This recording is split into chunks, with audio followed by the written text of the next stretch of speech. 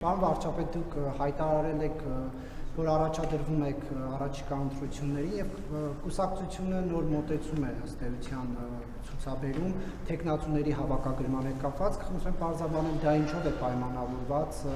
եւ գումարի չափը 500,000 կուսակցականների դեպքում եւ 1.5 միլիոն անկուսակցականների դեպքում, ինչպես է այդ գումարը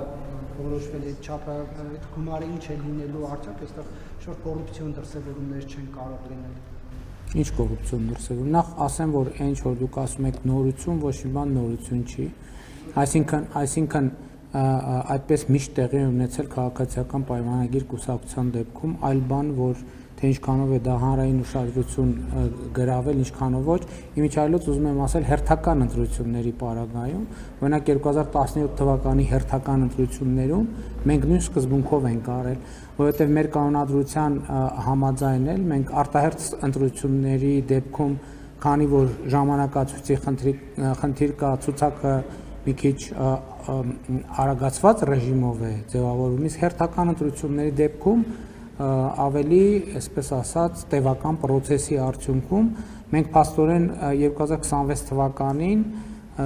նախորդ հերթական ընտրությունը, որին քաղաքացիական պայմանագիր կուսակցությունը մասնակցել է, եղել է 2017 թվականի հերթական խորհրդարանական ընտրությունները եւ մենք ամեն ինչ նույն ձևով ենք արել։ Երկրորդը առաջադրումների վերաբերյալ տեխնացուները միշտ էլ այդ առաջադրման վճարը իրականացրել են, որովհետև մենք քարոզարշավ ենք, չէ, իրականացնելու։ Մենք պետք է նաև մեր ներդրում ունենանք, բավա ֆինանսավորելու։ Իհարկե մենք դրամահավաքել կկազմակերպենք եւ 17-ին էլ ենք կազմակերպել 15-ին էլ, բայց դա նաև նրա համար է, որ մենք որևէ մեկը եթե տեխնացություն է առաջադրում, պետք է նաև ֆինանսական ներդրում ունենա, ընդ որում պարտադիր չէ անձնական, որովհետև մեր սկզբունքը հետևյալն է, որ տեխնացու լինելը նշանակում է որոշակի առաջնորդություն։ Հետևաբար յուրաքանչյուրը կարող է կանխավարկածով իր միջավայրում, եթե անձամբ ինքը այդ որոշումը չի կայացնում, իր միջավայրում դրամահավաք կազմակերպել ընտանիքի անդամներ, ընկերներ եւ այդ ներդրումը անել։ Ինչու կուսակցականներին 500,000 դրամ, ոչ կուսակցականներին 1.5 միլիոն դրամ, որովհետեւ կուսակցականները այս ընթացքում վճարել են անդամավճար, որպեսզի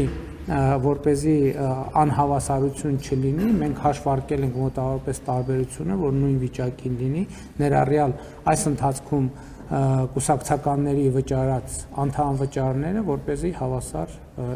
պայմաններ լինեն բոլորի համար։